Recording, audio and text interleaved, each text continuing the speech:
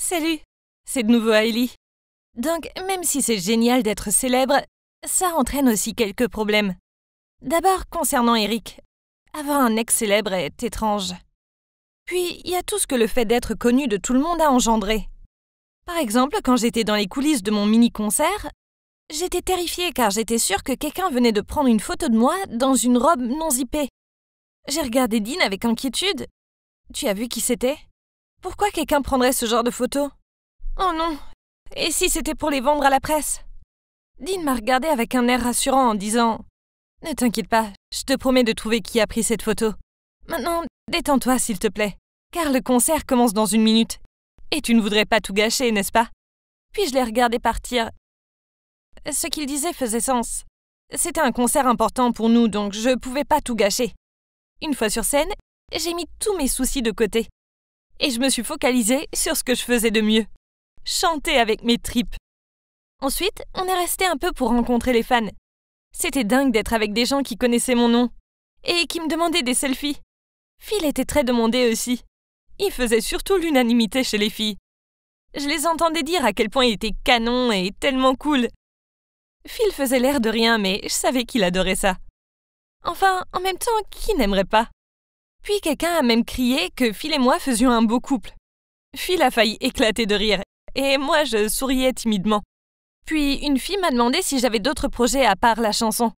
Je ne savais pas quoi répondre car je n'y avais pas réfléchi auparavant. « Tu devrais faire des vlogs », suggéra une fille. « Ou tourner dans des films », dit une autre. Oh, ça avait l'air plutôt pas mal. En y réfléchissant, essayer de faire quelque chose à côté du chant pourrait m'aider à faire de la pub pour notre musique et augmenter notre popularité. C'était vraiment quelque chose à réfléchir, grâce à mes super fans. Puis, la chance a encore frappé. J'ai découvert qu'un célèbre directeur faisait passer des auditions pour un rôle secondaire d'un de ses projets. C'était l'occasion idéale pour les débutants comme moi d'apprendre d'acteurs confirmés. Et puis, ça ne prendrait pas beaucoup de temps, donc je pourrais toujours me consacrer à la musique. Je me suis donc immédiatement inscrite. Le jour du casting arriva et j'étais très excitée, mais aussi nerveuse. La dernière fois que j'avais passé une audition, c'était lors de ma première année au Swing Club. Waouh, le temps passe si vite. J'étais assise dans la salle d'attente et j'ai vu un visage familier dans un coin. C'était Eric. Il devait être là pour le rôle aussi. Soudainement, nos regards se sont croisés, mais j'ai tout de suite détourné le regard. Mon cœur s'est mis à s'emballer, et ce n'était pas le stress, c'était le fait de le voir. Même après tout ce temps, il avait encore un effet sur moi. Pouh! Avant de pouvoir décider d'aller vers lui ou pas, un mec hyper canon s'est avancé vers moi. Je l'ai reconnu car je l'avais vu dans quelques films, et je savais qu'il était connu. Il m'a souri en disant « C'est bien toi la chanteuse Hailey ?» J'ai acquiescé, étonné que ce mec super célèbre sache qui je suis. Il s'est assis à côté de moi et m'a demandé si j'étais stressée pour le casting. Je lui ai dit que oui, un peu. Donc il s'est mis à me raconter ses castings précédents et ses expériences. Au début, c'était bien d'avoir les conseils d'impro. Mais ensuite, il m'a demandé si je voulais bien sortir avec lui ce week-end. Je me suis soudainement sentie un peu mal à l'aise de ce comportement dragueur. Mais je ne savais pas comment refuser poliment. J'ai essayé d'éviter son regard en réfléchissant à une excuse. Soudainement, j'ai pensé à Eric. Donc j'ai regardé dans sa direction, mais il n'était plus là. Et pendant ce temps, l'acteur a commencé à se rapprocher de moi et à mettre son bras autour de mes épaules en caressant mes cheveux. Je me suis mise à paniquer. Puis j'ai soudainement senti quelqu'un qui attrapait ma main pour me tirer de là. C'était Eric. Que faisait-il? Eric m'a emmenée sur le balcon au bout du couloir. Je le regardais méchamment. « Pourquoi t'as fait ça? Tu n'as pas à m'emmener où tu veux quand tu veux. » Il répondit « J'aime pas te voir parler avec d'autres mecs, surtout avec des lèche-bottes comme lui. » Mon cœur battait de plus en plus vite, mais j'essayais de garder mon calme en répondant « Tu n'as pas ton mot à dire sur mes fréquentations. On n'est même pas amis. » Eric m'a regardé d'un air triste. « Je suis vraiment désolée, Hailey. Je veux pas que ça se passe comme ça. Pardonne-moi, s'il te plaît. Tu me manques. » C'était tout lui. M'énerver juste avant mon audition. Alors j'ai rétorqué « Désolée, mais je m'en fiche.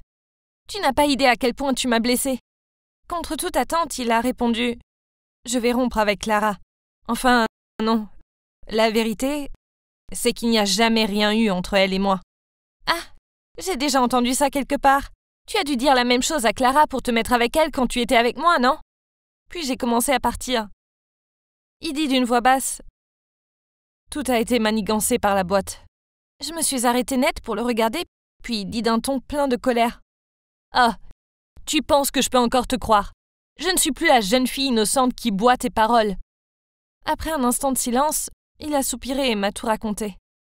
Quand il devint célèbre et qu'il travaillait avec Clara, elle faisait exprès d'être affectueuse en public, alors qu'il lui avait dit d'arrêter plusieurs fois. Et un jour, elle lui a avoué ses sentiments.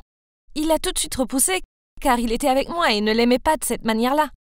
Je levai les yeux au ciel en disant « Ouais, c'est ça. Si tu l'avais vraiment repoussé, alors on n'en serait pas là. » Eric m'interrompit. « S'il te plaît, laisse-moi finir. » Puis il continua. Clara n'a pas accepté mon refus, alors elle a posté une photo de nous sur Instagram et a répandu des rumeurs auprès de la presse en disant que nous étions ensemble. À l'époque, j'étais furieux et je voulais corriger ça. Mais Will m'en a empêché. Il a dit que cette rumeur avait un impact positif sur nos fans. Donc il m'a dit de continuer à faire semblant. Je l'ai regardé dans les yeux en disant « Ok, donc il n'y a rien entre vous, mais tu préfères écouter ta boîte et me quitter sans explication, c'est ça ?» Il a dit « Je suis désolé. » Mais ils m'ont promis que ce ne serait que le temps que le duo avec Clara sorte. Et en plus, ils avaient même proposé de t'aider à devenir célèbre une fois que ce serait fait. C'est pour ça que j'ai enduré tout ça. C'était pour toi. Waouh! Tout ça a été incroyable! Je ne m'attendais pas à ce que sa boîte soit si horrible. Mais Dieu merci, il se trouve qu'au final, il n'y avait rien entre Eric et Clara, comme je le pensais. Donc, je lui ai dit « Tu n'avais pas à faire ça. Je suis assez grande. » Puis il m'a souri en me prenant la main. « Ouais, je ne devrais pas m'inquiéter autant. Surtout que tu es super talentueuse. Ellie, j'ai foiré. Mais ça partait d'une bonne intention. Tu peux me pardonner. Mes émotions étaient chaotiques, surprises, heureuses et coupables à la fois. Tout ça était tellement déconcertant. Mais je savais que j'aimais toujours Eric. Donc, avec les yeux larmoyants, j'ai acquiescé et il m'a pris dans ses bras. Soudainement, je me suis rappelé quelque chose. Je lui ai demandé « Ah, et les fleurs? C'est toi qui m'as envoyé les pivoines violettes, non ?» Il acquiesça timidement. « Ouais, c'était moi, pour que tu saches que je pense à toi. » Je le serrai fort et lui murmurai un « merci ». Je n'arrivais pas à croire à tout ça. C'est comme si ce lourd poids s'était envolé de mes épaules et que tout était résolu. Puis j'ai passé l'audition. Je ne sais pas comment ça s'est passé car j'avais l'esprit ailleurs.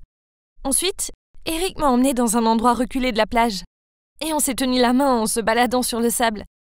J'étais si heureuse de retrouver l'ancien Eric, le vrai lui, celui de qui j'étais tombée amoureuse. Donc voilà, Eric et moi nous sommes remis ensemble. Mais évidemment, on ne l'a pas dévoilé publiquement. Seulement à nos amis proches. Je l'ai dit à Anna et Kurt par appel vidéo, et Anna était contente. Alors que Kurt était un peu plus dubitatif. Il m'a dit de faire attention, car un serpent reste un serpent. Mais je m'en fichais, car j'étais sur mon petit nuage avec Eric. Tout semblait bien aller, trop bien même. Puis quelque chose de terrible est arrivé. Un jour, j'avais du mal à composer ma chanson à la maison. Donc, je naviguais un peu sur le web en espérant trouver de l'inspiration. Puis soudainement, j'ai vu que mon nom était dans les tendances sur Twitter. Donc j'ai tout de suite cliqué sur l'article. Il était écrit que j'étais une fille odieuse et irrespectueuse. Quoi? La nouvelle a même été révélée par un acteur confirmé du milieu du showbiz. Mais aucun nom n'était donné. C'était peut-être l'acteur que j'ai vu au casting. Il a peut-être été agacé par le fait qu'Eric me prenne à part. Mais il se trouve qu'il n'était pas très respectueux, lui non plus. Et le problème, c'est qu'à Hollywood, les rumeurs persistent. Donc, certains de mes contrats publicitaires ont été annulés. Et certains de nos concerts aussi. Un magazine pour ados a même appelé le bureau pour dire qu'il ne publierait pas mon interview car j'avais une mauvaise influence sur leur auditoire de jeunes. C'était tellement gênant. J'essayais de gérer ça, mais notre boîte avait du mal à faire face à ce scandale. Je me sentais tellement coupable, car ça pouvait entacher l'image de la boîte. Mais Dean et Phil m'ont rassurée en me disant que ça passerait, et que ces vilaines rumeurs étaient le lot de la célébrité. J'essayais de rester forte et de me dire que ça passerait. Mais le nombre de mes anti-fans a augmenté. Il y avait des forums et des clubs haineux contre moi. Vous savez, même si vous lisez des tonnes de compliments, c'est ce seul commentaire négatif qui vous reste à l'esprit. J'essayais de ne pas les lire, mais ils étaient partout. Ils disaient du mal de ma voix, de mes tenues et de mon physique. Un après-midi, j'étais allongée en train de réfléchir, quand soudainement on sonna à la porte. J'avais peur que ce soit un anti-fan qui était venu me jeter de la peinture ou autre. J'ai regardé par le Judas et j'ai vu Eric avec un grand chapeau et des lunettes de soleil. Oh mon Dieu! Que faisait-il là? J'ai vite ouvert la porte et regarda nerveusement autour de moi avant de l'attirer à l'intérieur. Eric, qu'est-ce que tu fais là? Quelqu'un pourrait te voir. Il répondit. Hailey, tu es la personne la plus importante de ma vie. Je quitterai tout pour toi. Ces mots agréables me rendaient si heureuse. Ce jour-là, il m'a cuisiné un bon repas et m'a dit comment gérer les personnes haineuses et ignorer les commentaires. Je pensais être la fille la plus heureuse au monde. Mais malheureusement, tout n'était pas fini.